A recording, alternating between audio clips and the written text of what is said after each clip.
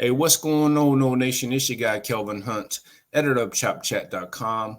Welcome to the Built for Playmakers YouTube channel, where we talk FSU all day, every day. I want to give a big shout out to Built for Playmakers' first member, Mr. Tom Jordan. I really appreciate your support, Tom. Memberships are available. Just click the Join tab to see the options for exclusive content. Make sure you like and subscribe and turn those notifications on so you don't miss anything. So in this video, guys, we're going to talk about the increased expectations going into 2024. In some areas, FSU will need to improve whenever they start spring practice.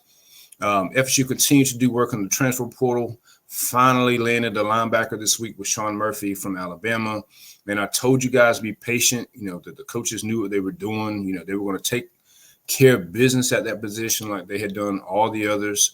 And there's probably a few more additions that'll take place between now and summer. I know we've had a couple guys to enter the transfer portal this week, and we'll probably see a few more sometime, between now and probably this summer. But I think there's probably a few more guys they'll want to take at certain positions. And it's not necessarily a necessity, more so luxuries if they can get these guys. But we'll see how it shakes out. But yeah, so when I think about where FSU would be had they not pursued a quarterback in the portal, man, I'm not gonna lie, things would look kind of bleak compared to how they've been the last 2 years. I'm not sure they would have gotten some of the guys that they got if they had planned to go into the 2024 season with Tate Rodemaker or Brock Glenn at quarterback. Not knocking those two guys, but you just don't have a lot of production or just proven production. And plus, you need more than two scholarship guys to go into a season. But I think bringing DJ U into the fold was a great move. I think his experience and his proven production at two different programs will allow him to naturally lead this 2024 team. It's the only place he wanted to go when he was looking to leave Oregon State when their coaches left and went elsewhere. And I think that's an important aspect in today's age where guys want to just chase the bag. And his addition is a big reason I think expectations have increased tremendously. I know some folks are not as high on DJU because, they don't think he'll be a high draft pick or whatever. But, look, we're trying to win games. I don't care where a guy's drafted as long as he can help win college football games. That's all the coaches are tasked to do. Everything else is a bonus. Obviously you want guys to get drafted highly, and that kind of encourages, higher caliber players to come to your program. But at the end of the day, you got to win ball games. And I think DJU is going to definitely do that. Also, FSU coaches added depth, production, and potential at defensive end. That was a group that, they really needed to solidify. And I think they did that. They have solid depth at defensive tackle. Wouldn't mind seeing one more quality body there that would bring in some production. Getting Sean Murphy at linebacker this week was huge. With DJ London withdrawing from the transfer portal was, he knows the defense inside and out. And so he can help bring Sean Murphy along with Omar Graham and Blake Nicholson and Justin Cryer and all those young guys. Also, I think they'll probably take one more linebacker. Hopefully, I know they're looking at a guy from Auburn, and they still have the young man from Charlotte who could potentially join the fold this summer. So we'll see kind of how that shakes out. I'm not worried about the FSU secondary. I mean, that secondary was lights out last year. They lost some production, but they're young. But that's arguably the most talented group on the team, so to speak. Offensively, I think that's where FSU is going to need to improve the most whenever we go into spring ball. They have a lot of new faces and a lot of youth at wide receiver. That's the group that's the most unproven. But whenever you look at it, I expect the offense to be better because I expect DJU to run more than Jordan Travis did. Jordan was having to protect himself because of his injury history and all that good stuff. Shouldn't have had that problem with DJU. I mean, he's 6'4", 6'5", 250. I mean, that's like a big tank running the ball there. And because of that, and as well as an improved offensive line, I expect FSU to be behind the chains less and converting more third and manageables. Early in the season in 2023, we saw FSU, not being able to consistently run the ball, and we saw them throwing a lot of 50-50 balls downfield to Keon Coleman and Johnny Wilson. And, they would hit a few of those, but, a lot of times we found ourselves, 2nd and 10, 2nd and 14, 3rd and 10, and it's just really difficult to convert those third downs. And that was reflected in the overall third down production on the season. FSU, even before Jordan Travis went down with his injury that ended his career at FSU, they were at or just below 40% on third down conversions. But the passing game is probably where they're going to need to spend the bulk of their time figuring out roles. Obviously, FSU brought in some elite, and I mean elite speed with players like Malik Benson, Jaylen Brown, which should have helped stretch the field vertically while also opening up the middle of the field and the running game. So think about it. If you have guys that can show some production, stretching the field, then obviously defenses are not going to be able to crowd up, the box as much, and that's going to open up things in the running game. DJU running the ball, the same deal. And that's kind of what you had back in 2022 with FSU's offense. You saw, Jordan ran the ball a bit more. You had guys like Micah Pittman that could, make catches over the middle of the field. And then you still had Johnny Wilson and Ontario Wilson that could kind of go deep. And so FSU's offense, was better overall in 2022 than it was this past season. They converted over 50% of their third down opportunities in 2022. The biggest issue that they had in 2022 was they were unable to convert on those 3rd and short, 4th and short situations against really good or elite defenses. And, that is something that I don't think there's going to be a problem in this upcoming season. Again, you got a huge quarterback. Your offensive line should be better. You got, 4 or 5 experienced guys coming back. You got, some guys from the portal that can come in and play.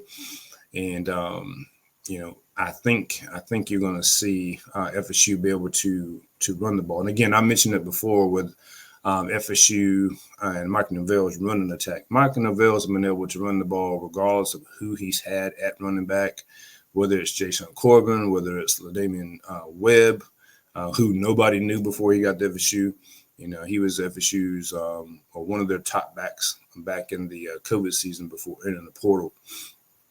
But, so I'm fine with what they have in running back. And I know some people would point to it and say, FSU has some weapons from the portal, but they don't have any guys with production. Like I said, Malik Benson didn't have a ton of production in Alabama, which is kind of an indictment on their passing attack and quarterback that they had in Jalen Milrose. We saw how that played out in the college football playoff. Jaylen Brown, didn't get any stats on a prolific offense at LSU last season. Sean Murphy doesn't have a ton of stats coming from Alabama linebacker, but it's not like this staff doesn't have a track record of taking guys with little to no production and making them productive like in the following season.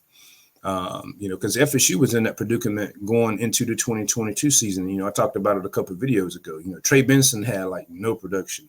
Johnny Wilson had like a season high of 12 receptions while he was at Arizona State. Jordan Travis hadn't really proven. I mean, he showed some flashes in those final 3 games in the 2021 season, but he hadn't really shown that he could put it together for an entire season. And the FSU's offensive line was a work in progress. FSU didn't have, much happening at tight end going into the 2022 season. However, in hindsight, once that season ended, you saw FSU averaging 36 points per game. We saw them, again, converting third downs more than 50% of the time. And so when I look at what FSU has on the 2024 schedule, it's not a lot to be scared of, guys. I saw earlier this week that FSU is now like a 12.5-point betting favorite over Georgia Tech in the season opener in Dublin over in Ireland. That spread was not that large before FSU got all of these big time players from the transfer portal. So I think odds makers are looking at the same thing that I'm looking at and saying, those boys have plugged almost all of their holes with either proven guys or really talented guys with production. And we know the staff has shown the ability to kind of extract, production from that potential. Right. And so whenever you look at it, so FSU travels to, Notre Dame. That's late in the season. So by then we'll kind of know what FSU is. We'll know what Notre Dame is. And, Notre Dame has Duke's Riley Leonard at quarterback, which is, nothing special. Before this past season, I called him Jordan Light. And look, Notre Dame's not some juggernaut. I mean, look, they lost several games this past season.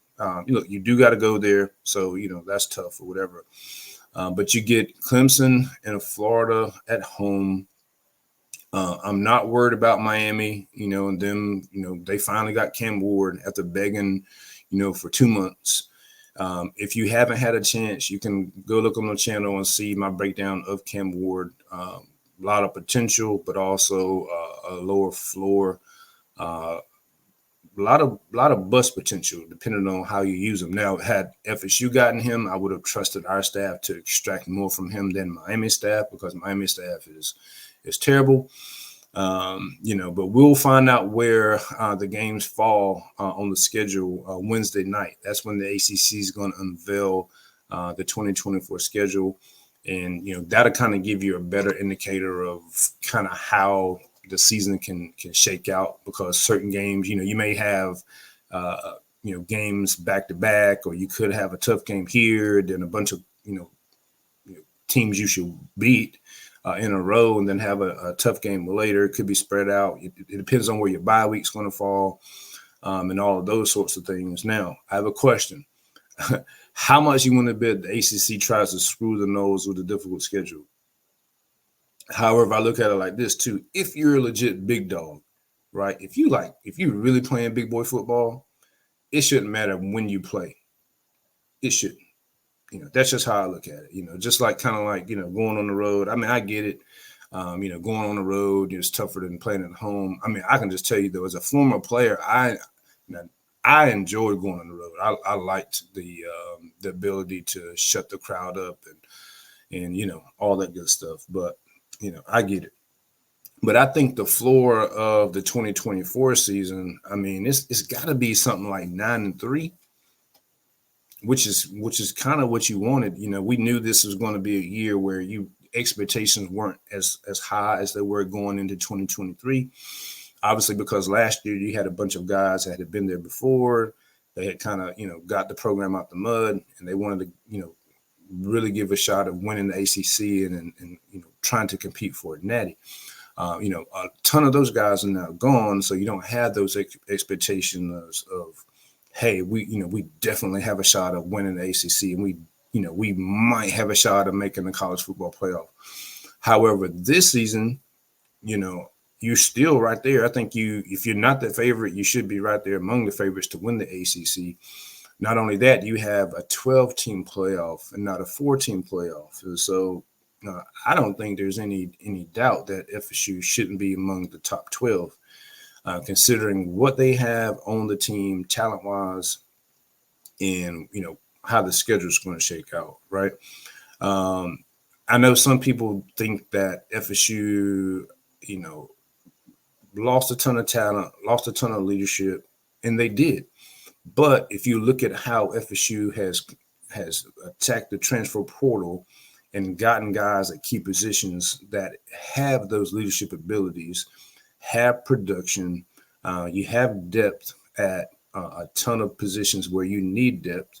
I don't think there's going to be much of a fall off at all compared to this last year. It's just going to look a little different. You're going to have different faces doing it. So if you're not a believer in, I know it kind of comes down to what you have a quarterback, right? So if you're not a believer in DJU, you can go and you can check the video there and see my breakdown of what he brings to the table, strengths and weaknesses. And I should be recording pretty soon. I got a couple other things I wanna put up on the channel. But again, guys, I appreciate your support. And man, it's gonna be a fun spring. Until next time, we'll go Noles.